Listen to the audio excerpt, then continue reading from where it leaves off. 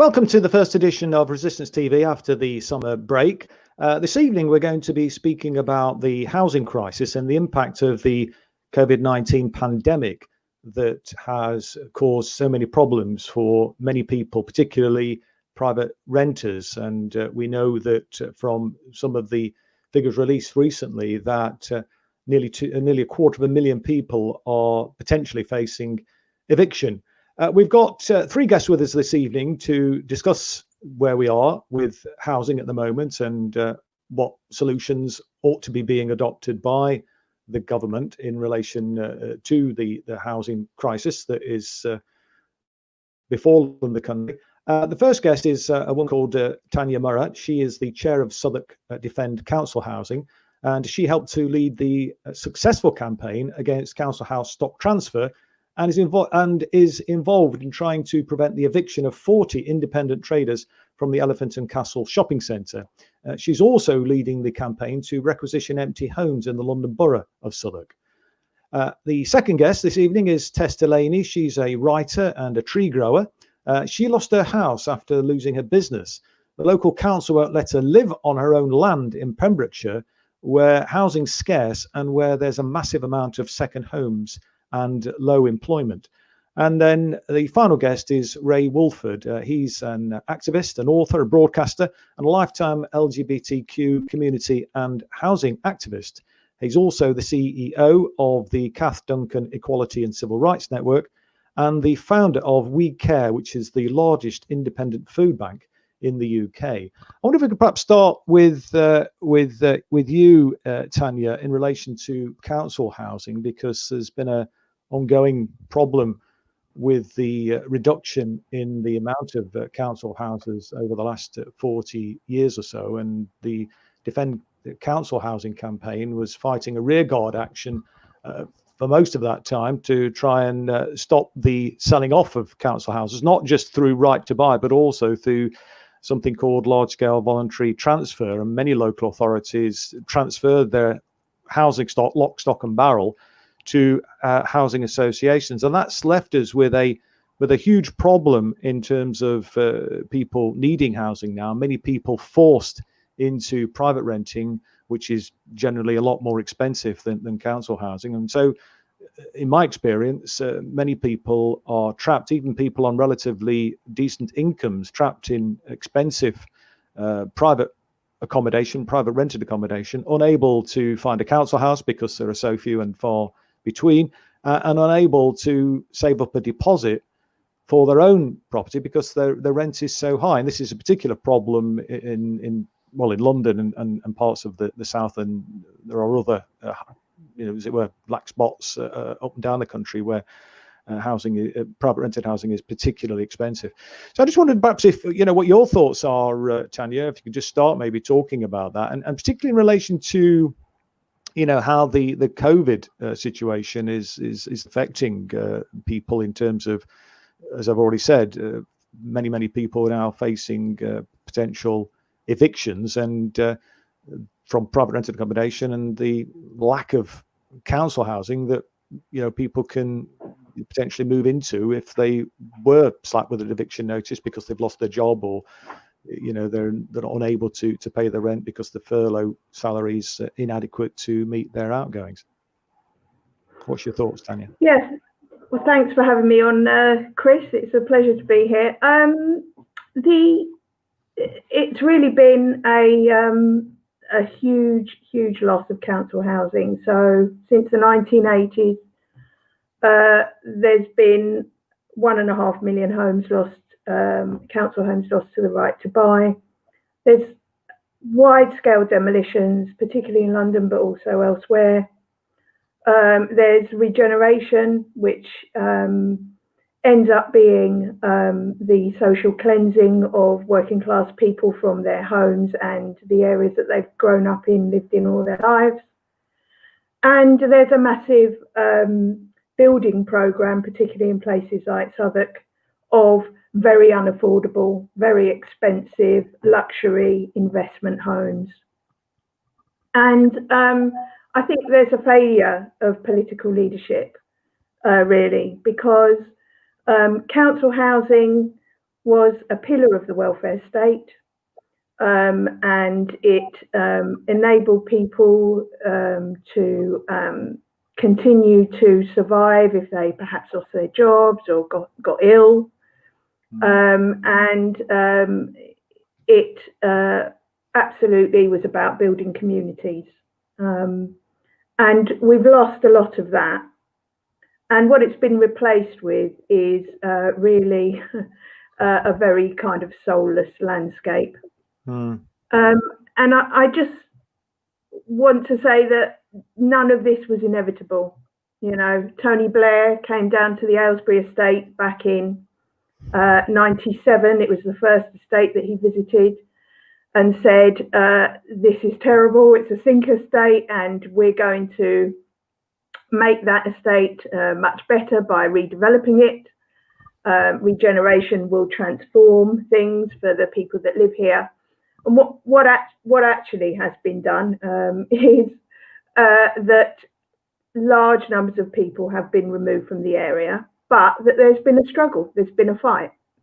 And leaseholders have fought over their right to stay, and the compulsory purchase orders forced a change in the council's policy towards leaseholders. And actually, the developer, Notting Hill Housing, or Notting Hill Genesis, as it's called now, is only still on phase 1 of the development. But you have an extraordinary situation there. So Notting Hill Housing, for whatever reason, don't seem to be able to develop the estate fully. There's still plenty of people living on it. And they're on phase 1, but their development model seems to have fallen down, and they won't be selling most of those flats in phase 1. There'll be more than 500 new council homes in phase 1, but the council's actually bailing out the developer to the tune of £590,000 for each additional council home, or for each additional social rented home that they put on the estate. So what you have is a developer in trouble, a housing association so-called, and a council going in and bailing out that developer. And really, it's a political bankruptcy. We seem to have got local authorities, governments of every stripe, frankly, New Labour and the Conservatives, got the priorities all the wrong way round. I mean, obviously, we know Thatcher's government brought in the right to buy.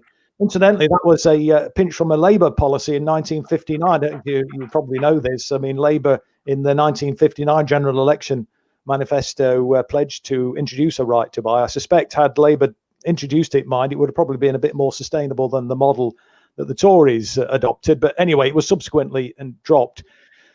So what we've seen is obviously council houses being sold off. The capital receipts weren't returned to the local authorities. They were being sold off at a fraction of their value.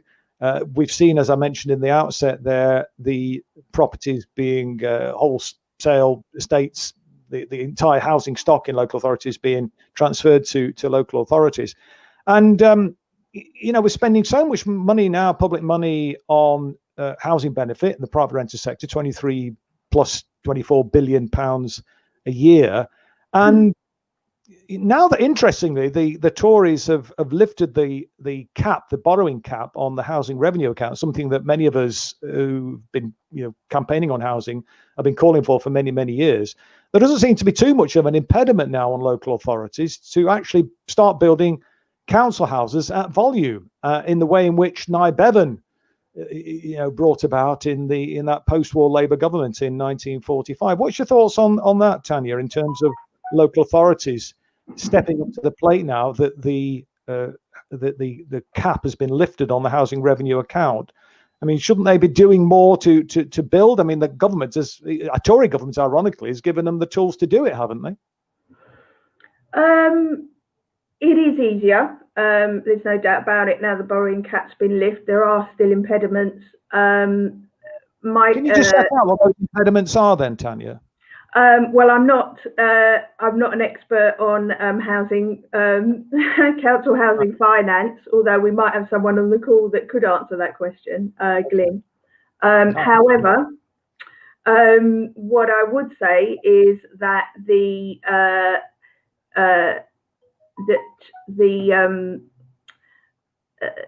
council where I live in Southwark, they have talked about building 11,000 council homes over the next few years. But the real problem is the number of homes that they're demolishing. And actually, I would bring sustainability into this as well. And also the huge number of empty homes in the private sector. And before we start to think about building at mass scale, even though, of course, that is important, we also need to think about the number of homes that are empty and that the council should be able to requisition. And so we've been looking at a number of those developments in our area. Yeah. I mean, in terms of where we are now with the COVID crisis and the fact that, you know, people are potentially likely in huge numbers to lose their employment. Many of them will be in the private renters sector, and you know, it's unlikely that landlords are going to be able to allow people to continue to live in the properties if they can't pay the rent, because obviously landlords are there to you know, make a profit, as it were. Shouldn't we be putting pressure on local authorities to step up to the plate to address this huge crisis that there is? I mean, obviously you've mentioned that, you know, the empty homes, they could be taking action on, they could be taking action to build more, but of course that's, you know, a medium-term solution, given that we've got this COVID crisis and it's likely, potentially anyway, to be upon us before the end of the year, a huge upsurge in evictions. And this is going to be horrendous, isn't it? I mean, unless the local authorities and the government step up to the plate and do something, I mean, you know, I don't know what are people going to be on the street, and or are they going to end up in, you know, in unsuitable bed and breakfast, which is very expensive as well. I mean, the whole thing just seems a complete nonsense, doesn't it, really? But anyway, what's your thought? Well, I think that what we need to think about is why homes exist. Yes. and get back to first principles, really. Yeah. There are thousands and thousands of empty homes. Particularly in the capital. Just to give you an idea, there's more than 2,000 officially empty homes in our borough. Some of those are council homes where people have been decanted awaiting demolition, but quite a large number of private properties. That's officially empty. That's where the landlord decides to register them as empty. There are thousands more that are empty and not on the radar. And really, I think we should look back in history to see where it has happened before that working class people have forced a change in government policy. Now, after the Second World War, actually the last act of Churchill's government wasn't his most publicised act. It was to make the requisitioning of empty homes easier. There was a massive crisis, housing crisis. So many homes had been destroyed in the war. Veterans were coming back, homeless, families living on the streets. There was a huge squatter movement. And people went and took over both the old army bases and empty homes in central London, empty apartment blocks, and so on. And in order to head that movement off, the government was forced to allow councils to requisition those empty homes. Now, I think that we're in a situation where we have a massive health crisis and a massive housing crisis. And actually, it's a crisis of people who are from BAME communities as well. 80% of people in Southwark who are registered homeless are from BAME communities.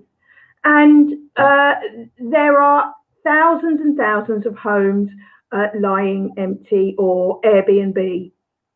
Now, the councils should be forcing the government to allow them to quickly requisition homes. Now, there is legislation, they can do it at the moment, but it's not the easiest thing to do, and it's not the quickest thing to do. So again, we need the political will and the political leadership to enable that to happen. And Labour councils everywhere should be fighting for that right, and they should be encouraging people to take over empty homes. So in terms of, obviously this is Resistance TV, and, you know, as you know, Tanya, we're trying to build a new grassroots movement. We've been slightly hampered, of course, by the pandemic, but we are setting up local chapters now. I mean, I think, would your advice be that, you know, we should be pressurizing local authorities to use the powers that they have at the moment, as well as pressing government to, I mean, push through some? I mean, I think we need emergency legislation really to make compulsory purchase, you know, to acquire the properties in the way in which you sort of outlined as was done after the Second World War. I mean, you mentioned there, of course, about the, you know, the squatter movement at that time. I mean, it's a bit more difficult now, isn't it, squatting, because they've criminalised it, haven't they? I think it was Thatcher's government, wasn't it? So, in terms of us taking, you know, the public, as it were, taking direct action, there, you know, the potential consequences are more severe, more punitive than they were back in those days. But, you know, clearly there is a massive, you know, crisis, and we do need to be stepping up to the plate and putting political pressure, I think, as you say. But, you know, maybe there's, you know, a case for direct action as well, because, well, certainly if there are going to be, you know, if we end up with the mass evictions, I mean, I think, you know, direct action is potentially going to be needed to hopefully force the hand of government and local authorities to do more. But let me just bring in Ray now. Thanks, Tanya. We'll come back, obviously, to you. I mean, Ray, you're a community activist, and I just wondered what your thoughts are in relation to where we are in terms of the you know, the crisis, and what scope there is for you know, political community direct action in that sense to, you know, force the hand of the politicians, and what other steps, if any, do you think are potentially available, given the lackluster response that we've had from both ministers and from local authorities?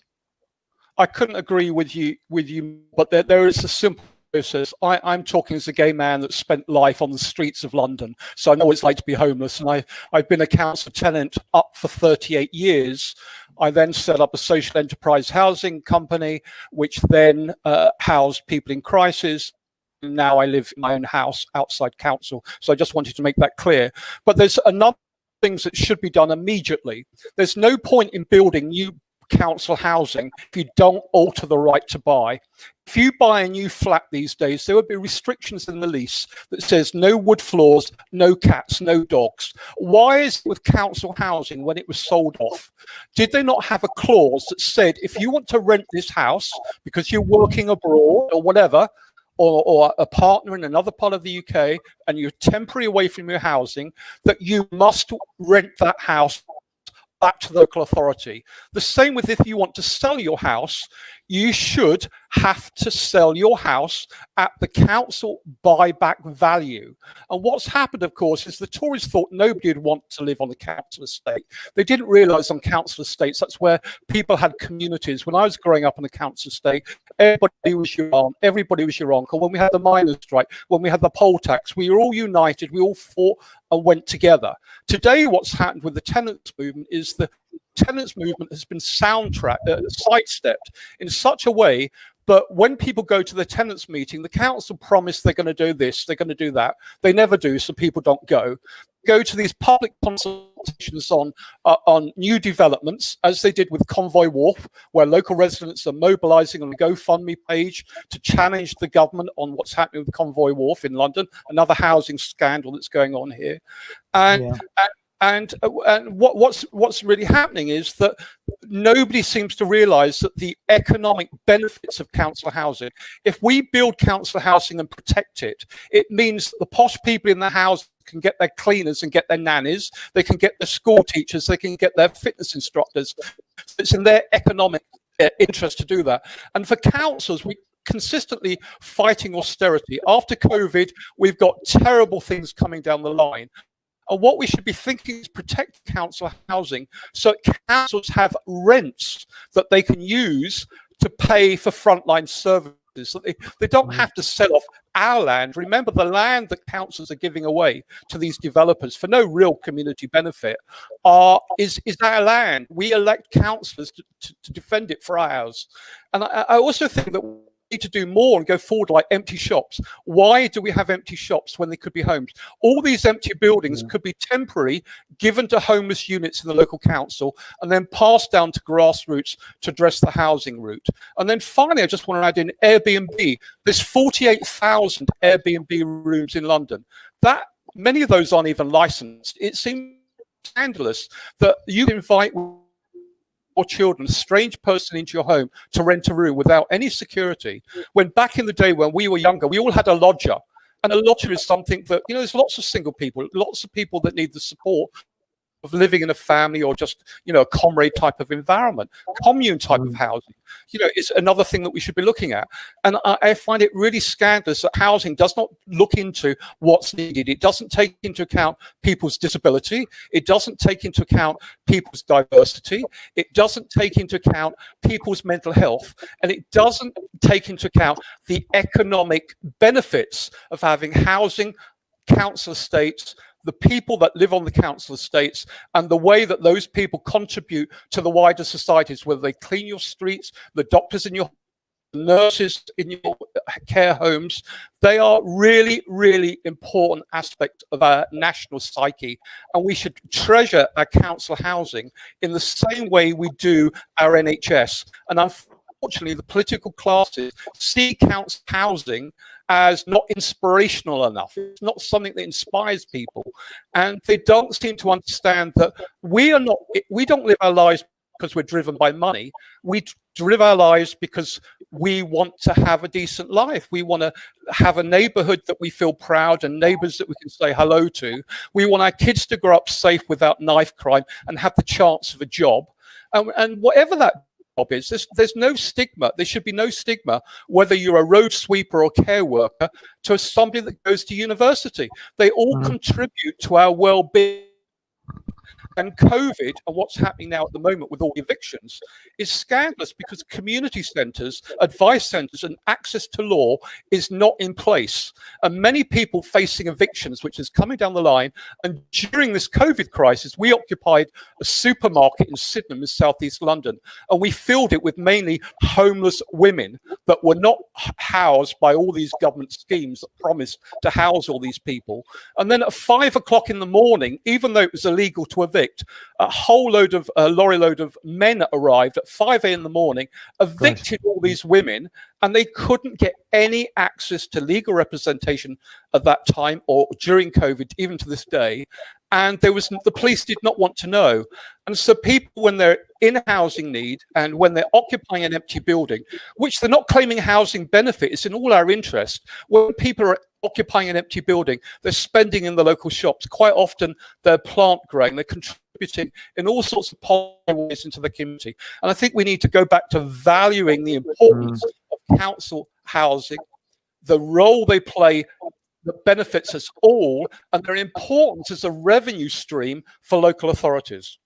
I mean, I think many people have clung to that notion all the way through this period of diminution in council housing. Unfortunately, the powers that be in both the major political parties seem wedded to this notion of right to buy, and that clearly does need legislative change.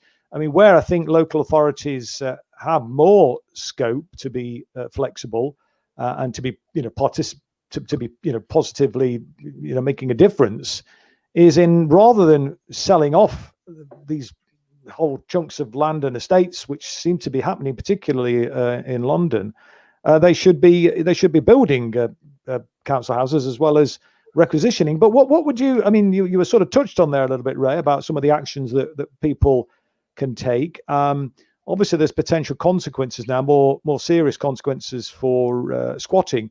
What practical actions do you think that people can take to actually bring pressure and actually do something to positive, out with the politicians actually not stepping up to the plate? Yeah, I want to give you two really good examples where activism works. Okay. I live in the borough of Lewisham. I was active for a while. I'm not in any political movement now. I'm just a community activist. I was heavily involved with the housing group People Before Profit. And one day we found that the local council, Lewisham, was selling decent Victorian houses for next to nothing at auction in London. And so what we did, we went to all the viewing days and we occupied all the empty houses and hid in the cellars and hid in cupboards. And when the auction people went away, we occupied those houses. And then what we did, we got community plumbers to clean them and connect the electrics and the plumbing. And we filled all these houses with families that were on Lewisham Council's own housing waiting list. And therefore, we highlighted the fact that if you have a housing lead, councils should not be selling off council houses. As a direct consequence of that one action, Lewisham Council stopped the selling of all private housing. So that's the old Victorian houses, you know, the blocks of flat, anything that they felt was slightly difficult or needed a bit of work. They were trying to get rid of. Now they use Lewisham College to use apprenticeships to refurbish those houses for local needs. So that was a direct action. The other thing we did, we had a big scandal in New Cross in Besson Street where we had thousands of council tenants living on a council estate, and the council bulldozed the council estate for development. It's still empty to this day. And so what we did was we occupied the site and we built a green eco house in a week to highlight that we as activists could build a green house that was habitable in a week. And the council had had this land empty for years. They bulldozed us the next day and got a writ to get us off the site. And we then built the house for a week outside the Lewisham Town Hall in Lewisham. So I think that there is ways that we can take direct action. But in the world that we live today, you have to do things that are very media savvy. So things that will get the clicks, will get the likes, that get the attention. Because our politicians today go by media headlines. They don't go by their electorate. They're long ago been abandoned.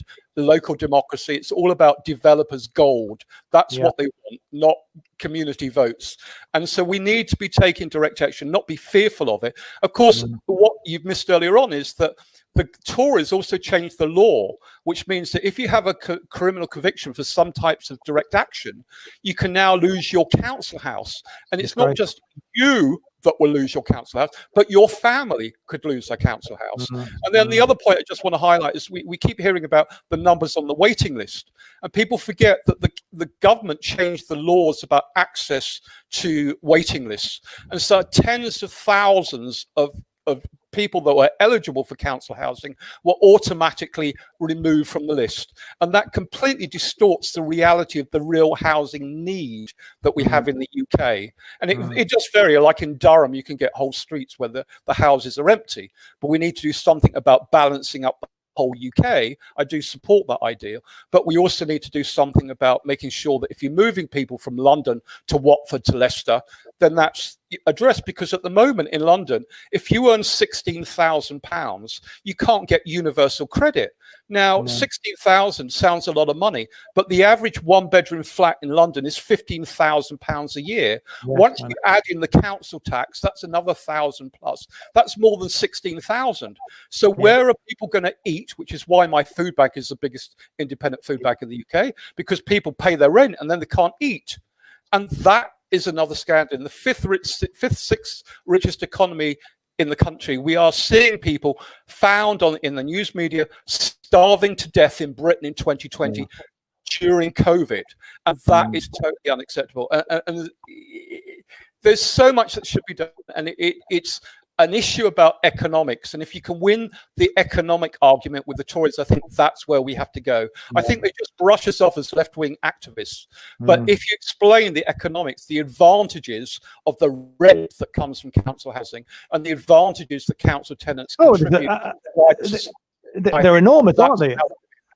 Yes, absolutely, and I mean, absolutely enormous. And I mean, to me, it's a no-brainer. It's a common sense, really. Surely, I mean, you can provide housing at a lower cost. You reduce the burden on the public purse because you reduce the social security costs associated with housing, because rents in councils are lower. You tackle a social need and create lots of jobs. I mean, the jobs are good, and why aren't they doing it? I mean, but I think more of us need to be making that making that case. Ray, I mean, some great ideas that you've just outlined there. Look, we send a newsletter out to our supporters on a regular basis, and we've also got a newspaper which is in the offing now called The Word, which is online at the moment. It's going to be printed. I just wonder whether, you know, some of those ideas that you've just outlined there, if you wouldn't mind just jotting a few hundred words down for us, and we'll circulate that, because some fantastic ideas there, which I think could be replicated in other parts of the country. And I think one of the things that we want to do with this movement that we're trying to create here is network and give people ideas and give people that collective strength that when we stand together in solidarity, look, you're not on your own. There's fantastic campaigns happening in different parts of the country. And that could inspire, I think, other people. I mean, hopefully people watching, you know, what you've just said will inspire. But if you'd be up for just, you know, knocking something together for us, we'll circulate around to our supporters and hopefully get some action going in other parts of the country. I'd love to. The other thing, just quickly, is that I'm also I'm a lifetime poverty campaigner as well, and I've got a Parliament petition at the moment calling for a minister for poverty, because I think we're at such a stage now with housing, education, health, jobs. We need a minister for poverty. Many would argue that Tories are responsible for poverty. I agree, but we should shame all political parties into realising that a minister for poverty that oversees its eradication has to be a priority by all political parties, not just the government. And a parliamentary petition is the only one the government has a legal obligation to respond to. Yeah. Change, they see it's political, they ignore it. But Parliament petition, which is why I've done it, it shames them if nothing else. And if people could Parliament petition and sign it, a minister for poverty, you know, we may not win it, but you've got to keep hitting it. You've got to. I think you're right. We do need to keep hitting it. I mean, frankly, I think the political class is broken, and we need to be encouraging and inspiring new leaders to come through, and we perhaps need a new electoral vehicle as well. I say that as someone who was in the Labour Party for 44 years, and I just feel very let down. I mean, obviously we had the Jeremy Corbyn project, and that was hopeful. I mean, a Jeremy talk, for example, about eradicating street homelessness. I think we could have gone further. I mean, we should have been saying, as you've just outlined there, a government in the 5th biggest economy in the world should have a clear commitment to eradicate poverty in its entirety in the lifetime of a parliament. And that's possible. It's all about political will in the end. And it's not there at the moment.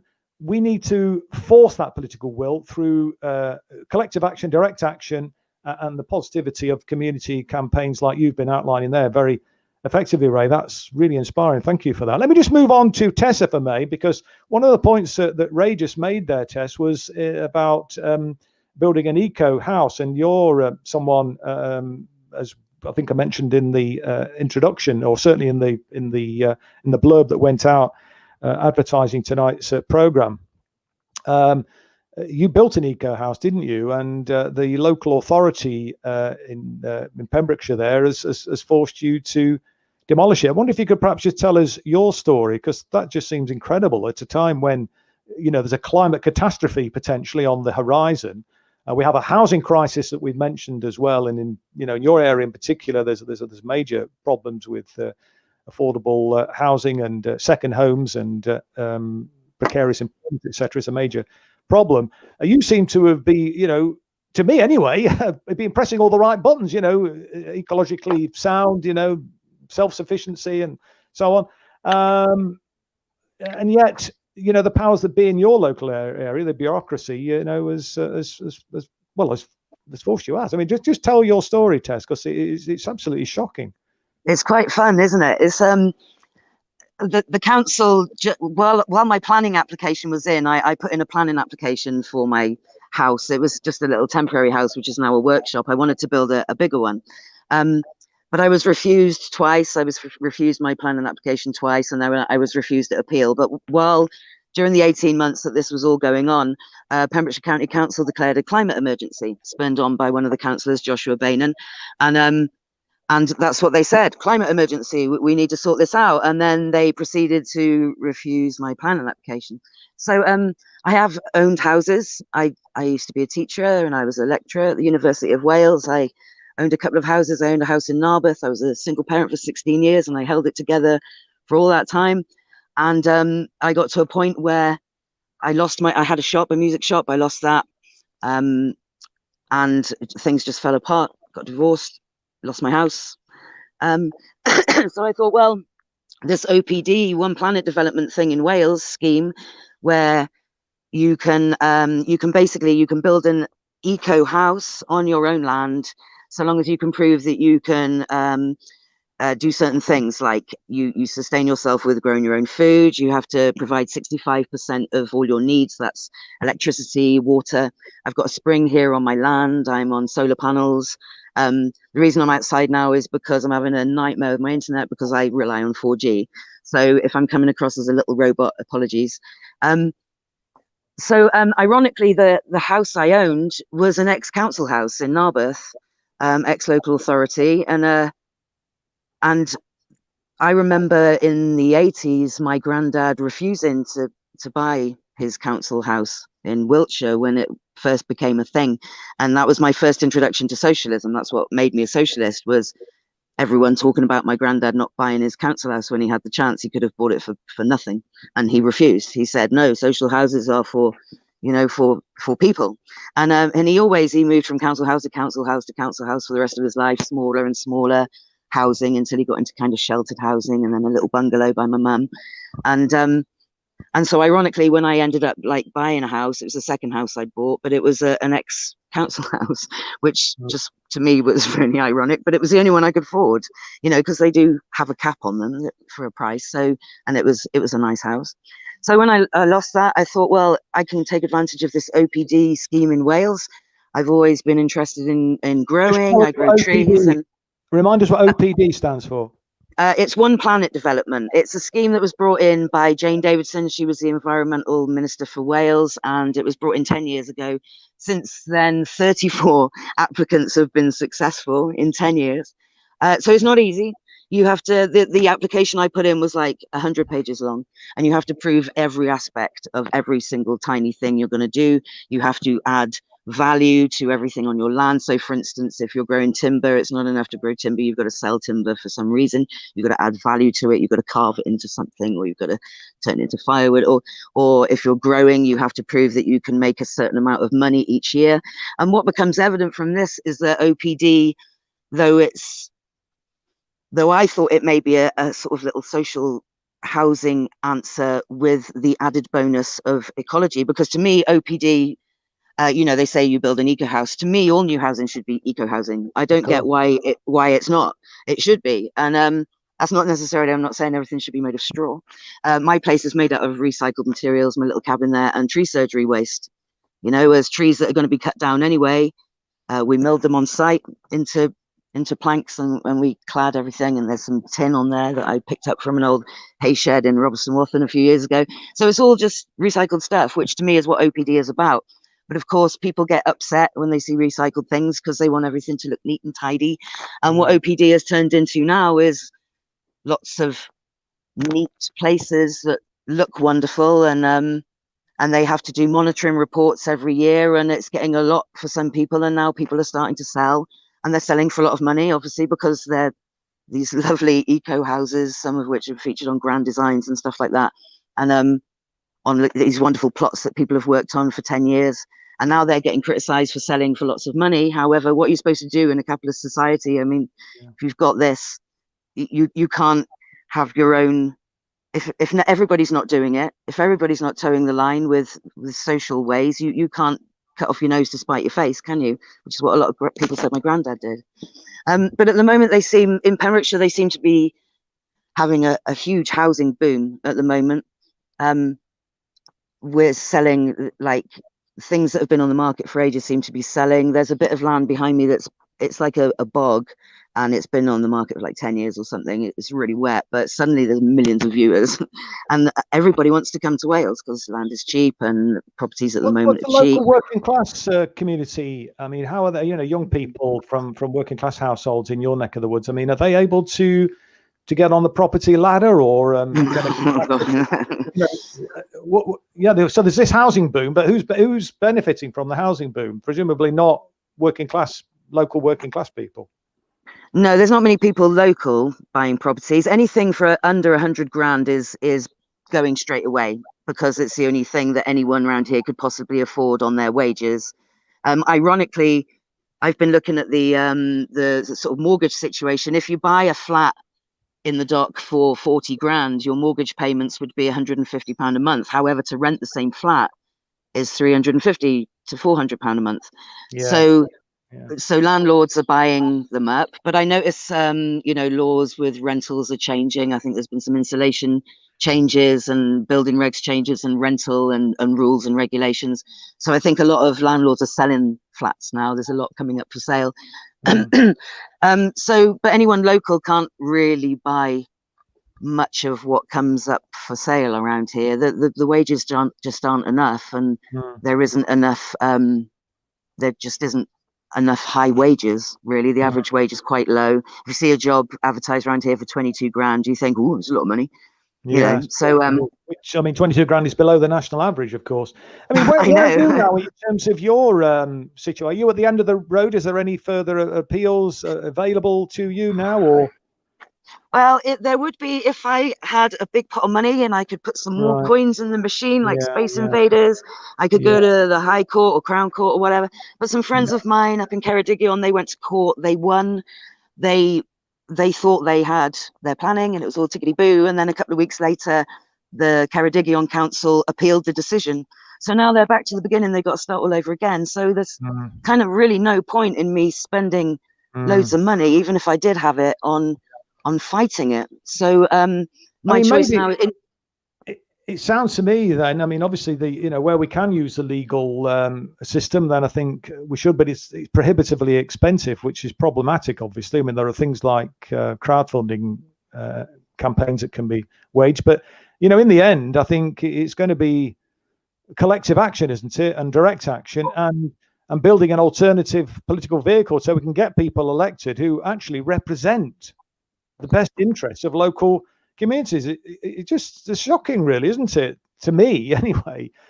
I've been a political animal all my life, and I mean, maybe that's why I got into trouble, because I always felt that when you have a political platform, you should use it to kind of try and stand up for people in that sense. And unfortunately, there are not enough people are doing that. I mean, what would you suggest? I mean, do you think that's the way forward then, collective action, or what? Well, it's funny you should say that, because my local councillor, Hugh George, he's an independent councillor, and he promised me faithfully during my application that he would help me, and he was also kind, and then he Judased me and he didn't help me at all. So in 2 years, when we do the local elections, I'm going to run against him, because why not? He's been there unopposed pretty much since 2008, and he was going to help. There's a couple down the road. They're in their 70s and 80s. They've lived in a static caravan since 1997. They've been there for years and years and years. The council have suddenly decided they've got to go, and they've been enforced, and the councillor was going to help them too, but he didn't. So now there's this really elderly couple from up the road. I saw them the other day. He was talking about that they're going to sleep in their car because they can only be on their land during daylight hours. They're not allowed to sleep there. And it's just, it's unfathomable. And like you say, with the climate crisis, with the housing crisis, I found it incredible that the Welsh Assembly, when I went to appeal, said no.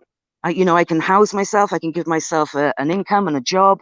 The council said to me, no, we don't believe you can make enough money to support yourself in your endeavour.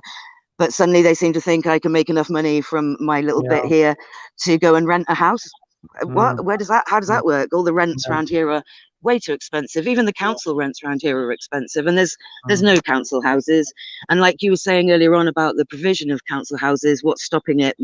Acquisition of land. There's loads of land around here. There's a million acres, and there are some houses being built in the village up the road.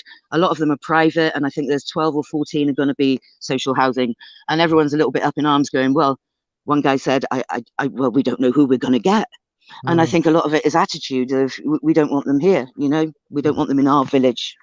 Well, good luck with your political endeavours anyway. I mean, and I think what we need and what you need to do at a local level is obviously, build a following, as it were, build a movement. And, if we can get enough people, because, I mean, people can stand as independents and make a point, as it were. But the key thing is winning. And that's going to be achieved, I think, if we build a movement. And the political system's not working at the minute. It's broken. I mean, it really is. Yeah. And we've just got to find a way, I think, of ensuring that the political structures that exist work in the interest. I mean, that's what it's supposed to be. Democracy is supposed to be about creating a situation, creating a system that works in the interest of the many, not the few. And that's. I want to go to a few questions. Oh, go on. Sorry, Tess. Go on. No, I was just going to say the way it's going now with COVID and how many people are going to lose their homes because of COVID. The more people that find themselves in trouble and homeless, I think the unrest can only go one way. It can only go up because everybody's in the same boat. There's no more. If we get organised, though, I mean, if people get organised and realise that, don't internalise and personalise it as an issue that you have to deal with on your own, as it were, or that it's some personal failing, which there's been a tactic which the media and the establishment has used. They've tried to, they have succeeded in breaking down those kind of collective structures of trade unions and so on, and have kind of personalized and individualized difficulties that people encounter as if it's some kind of failing on their part, really. We've got to somehow, I think, build up those collective structures that previously were around, and we need to build them. And they've never been more important, I think, certainly in my lifetime, that we do that. Just before I move to some questions, though, because we've only got less than 15 minutes to go, I know you've got a new book out, Tess, so do you want to just give that a quick plug? Thanks, It's called No PD, How to Epically Fail at One Planet Development. It basically just follows the story of how it all worked, and I just wanted to annoy the council, really. Thanks for that, Chris. I forgot about that. How can people buy it? Where can it's available on Amazon, or if you come to my blog, I'm on Twitter, Deli Smith, Tess Delaney. If you find me on there, you go to my blog, postcardsfromthehedge.car.blog, and you can buy it direct from me. But it's on Amazon as well. Thank you. Excellent. Cheers. Great. Thanks, Tess. Let me just go to a few questions because we're getting quite a few, and we've got about 12 minutes to go. And perhaps if I come back to Ray in the first instance, somebody was just suggesting that we blockade Parliament, I think, and close it down to try and a national strike to shut Parliament down once I think once and for all is what this viewer is suggesting. What's your thoughts about that, Ray? And also, just before you come in as well, there's one or two other questions. Perhaps take three here and see how far we go with it. There's a chap called Jeremy Upton's asking, is a council tax freeze possible? And then Wayne H is saying, if we put a power in place to requisition property, Wayne's concerned that might end up causing a secondary market of more Airbnb properties. Would be an unintended. He's worried that would be a potential unintended consequence. But what's your thoughts, Ray, about some sort of national protest outside Parliament? I think that people really need to focus more locally where they live, because the housing crisis is global, not just at Parliament. Parliament does work in the sense that there is small communities where there's maybe 2 or 3 activists, and they like a day out when they can come together with lots of comrades. That's very positive. It's a really good thing. But I think people need to be more radical, and I think they need to do things like occupy the land around their town halls, and if there's green or car park space, create housing projects there, whether it's a soup kitchen to draw attention to it. Occupy the land. It's our land. I think we need to do more of that. The other thing I think that's really important that people get to take into account, Airbnb should be outlawed. You should not be able to. It's a business. If you have a council house, for example, and you're doing Airbnb, you should be charged business rates. A lot of these people don't pay tax. It's wrong. It's got to stop. And I think that the other big issue with direct action is that we have to make sure that when politicians knock on our door, we say to them, look, I'm only going to vote for you if you do A, B, and C. When you are a member of your union, when you're a member of your local political party, whatever colour that is, you pass motions in support and solidarity with council housing. And that is really, really important. So we actually stop that going on. And then the other thing is, of course, we need to expose what's going on with the right to buy. In 20 years ago, 2024, the government froze mortgages. So buy-to-let landlords have been paying the same mortgage rates since 2004, okay? Since that time, property capitalization has gone through the roof and rents have gone up by more than 100%. Why, how can that be justifiable that these people are profiteering at such a scale, and therefore they're disenfranchising poor people and low-paid workers, and some of them are quite high paid workers, who are being forced into poverty through sheer greed? Rent control, as it's just been introduced in Berlin. Berlin's not the capital of socialism, but it's working there. We need to have rent controls. So we need to be really focusing around things that we can win. And I think we can win the argument on rent controls. We can win the argument about defending council housing. And if they're trying to sell it off, or they're trying to occupy the land, we occupy the land and we occupy the buildings. And we create communities on that land, in those spaces, for what that land is used for, in the same way we did in Lewisham. We won that campaign. Yeah, I mean, so it's local action really is where it's at. I mean, national protests, I suppose, have a place, but in terms of making a difference, we'll probably get more bangs for a buck, I suppose, if I put it that way, if people organise locally and put pressure on their local authority and just do practical things in their localities, as it were. Did you? Well, I mean, I know you're very kind of unhappy about the whole B&B. Whole Airbnb initiative. I mean, in terms of the potential power being brought in, I mean, there's this question from that Wayne put. He's worried that to requisition property, that might his fear that an unintended consequence could be driving a secondary market and leading to more Airbnb. What we need to make clear is there's no housing crisis at any one point in Britain. There's 150,000 houses in Britain that are empty. 150,000. If you add in the empty buildings and empty shops, it could be temporary housing. There's no crisis. There's huge numbers of developers who have permission to build developments. The reason they don't is because by restricting supply, it boosts their profit and it boosts their rents. It's the capitalist system. We should be building social housing for social need. Local councils should be doing it, not the private sector, using like they did it back in the day when you had local apprenticeships, using local people who took pride in the work they did. They took pride in the council housing they built. The quality of council housing today is far superior to anything you'll find built in Canary Wharf. Oh, no, yeah. And so we need to address it. And the other big thing with this scam with the housing, we have to realize that right to buy is wrong, because how can it be just that people are getting 70% discount on their right to buy?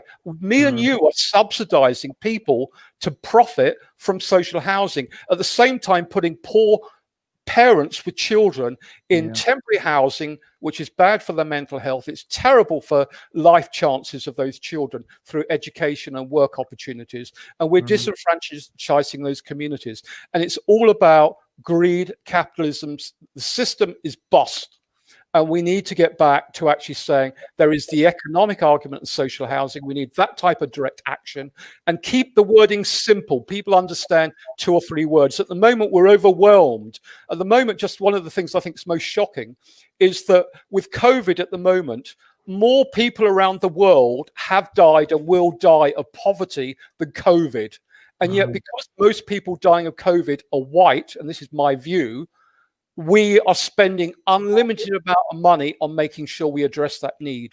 Why are we not spending even 10% of that on saving the lives of many people of color who are dying of poverty around the world? And it's all about economics. We have the money. We just need to make sure we have a political will to do justice, whether it's climate, whether it's NHS, whether it's access to equality, whether it's Black Lives Matter, because all the movements we see at the moment, you talk about people's movements are powerful. Greta was a single girl outside her town hall, a parliament building, who suddenly got one image of her circulated around the world, and she won, all this praise and become a global icon. But that was one young girl with a placard. It shows you the power of one. No, absolutely. There's something Paula Peters is one of the most inspiring women you could possibly meet. She's a disabled activist. She showed that disabled people in wheelchairs could get out of their bedrooms and could occupy Parliament. They've done and completely mobilized the disabled movement and political activism for the disabled, who for years was seen, oh, they're at home, they're useless. She mobilized and gave them a power base. And every week, every Thursday, if you're in Ashton-under-Lyne in Manchester, there's my friend Charlotte Hughes, who runs a food bank and a university protest, universal credit protest, outside her job centre under Ashton-under-Lyne. Every Thursday, and has done since it came in, to campaign against the injustice of universal credit and the impact it has on those most in need. Absolutely.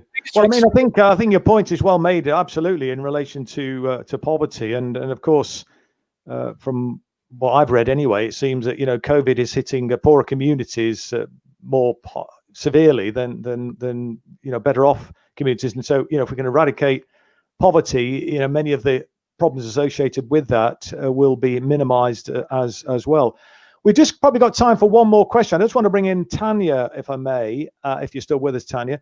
And it's a question from somebody who's a housing association tenant, and he's not happy with them, and saying that how do they get away with some of the poor standards that are play, as it were, in with some of these. I mean, some housing associations are okay. I wouldn't want to kind of necessarily damn them all, but I think his particular one is concerned about boilers expelling fumes into properties, roofs leaking, mold growth, etc. Not much action following complaints to the ombudsman and so on. I mean, they're not really up to the mark, are they? Many housing associations. What can we do about that? What's your experience of them as well? Well, that's very familiar. And I think that although housing associations are supposed to be not-for-profit, they actually, they've had a series of mergers over the recent years to increase their size, and with the increase in size tends to be the increase in remoteness from the people who they're supposed to serve. They are very concerned with increasing the salaries of the top managers in the housing associations. Also, they're concerned with increasing their overall surplus. And there's many housing associations which hardly build social rented housing now. And they are effectively developers. And so it's really no surprise that they pay very little attention to the things that cost them money. Should we abolish them, do you think? Sorry? Should we abolish them? Should we, if in an ideal world, should we be campaigning to get rid of housing associations, just have public housing delivered by local authorities and maybe housing co-ops, perhaps? Well, I mean, I think that we should live in a world where people's need comes before profit, and unfortunately, housing associations are acting like profiteering developers. And therefore, I don't see the need for them, actually. I think that public housing, council housing, see the difference. There's another difference between council housing and housing association, and that is that there's a kind of statutory obligation to consult the tenants. People can organise in a similar way to the way they organise in a trade union. As a tenants association, they can put pressure on their landlords, and ultimately they have an ability to vote out their landlords at the next election, whereas you cannot do that with a housing association. And they might have tenants on their board, but there's really no accountability or effective control by tenants. I mean, that's even less. I don't want to overblow how brilliant councils are, but I'd rather be a council tenant than a housing association tenant. Can I just make one last point about how change comes I'll about? give you that. So I mean, there's a question: do we have a general strike? Do we, go to Parliament? Do we act locally? I mean, I think we, the actions that we've won, for example, we prevented the stock transfer of 56,000 council homes in Southwark through local organising, hand in hand with the tenant associations, and a lot of the little victories are going to be through local action. But ultimately, who has the power in our society? I mean, you've got the capitalists; they own and control the means of production, and you've got the workers, who are absolutely necessary if any profits are going to be made. And I think that, really, if you're talking about transformation of society to avoid catastrophic climate change, transformation to avoid, the fact that profit is the main motivator in the provision of housing, transformation to ensure that there isn't massive inequalities in health, in housing, in all areas of work. How does that come about? I think we have to rely on the power of the working class to deliver that, and I think that what we need to see is unity across all workers, bringing movements together. The Black Lives Matter movement is a huge, huge inspiration. And when you're talking about COVID-19, it's a massive, massive threat to, people's lives. But so is climate change, so is capitalism, so is poverty. All of these things have one root, and that's the way we organise society. That's what needs to change, and it's workers that have the power to change that. If you're looking for a political project that is going to harness that power, then you have to look at a socialist project that actually bases itself on the working class. Well, great. The rallying cry at the end there. Thank you very much indeed, Tanya. And certainly one of the things that we're hoping to do with this movement is to do much of what you've just outlined there, really, and to, encourage people and to put people in touch with each other, different struggles in different parts of the country, and build that collective solidarity, because you're absolutely right. There is enormous power. I mean, there's, the old Shelley poem, we are many, they are few. And if we can just unlock that potential, and there's so many fantastic projects happening and campaigns and successful local campaigns. And what's great about that, I think, is success, as it were, breeds success, doesn't it? If it encourages that positivity. If you get a local victory, that encourages people to do more. But I think what we want to try and do is share those local victories, not just in that locality, but much further afield, to hopefully then inspire others to take similar action in their own local communities, and then ultimately, hopefully, encourage new working class leaders to come through and pick up the cudgels and stand for office and make our sort of democratic system actually work for the many, not the few of them. Frankly, at the moment, it's working in the interests of the corporate elites, not the vast bulk of the ordinary working class in this country. Anyway, look, it's been a great broadcast, in my opinion, first one back after the summer break. Thank you to Tanya, Tess, and Ray, who were fantastic guests. Really enjoyed it. We could have gone on a lot longer. Apologies, as I always have to people who put questions in and we haven't had time to put your points to the contributors.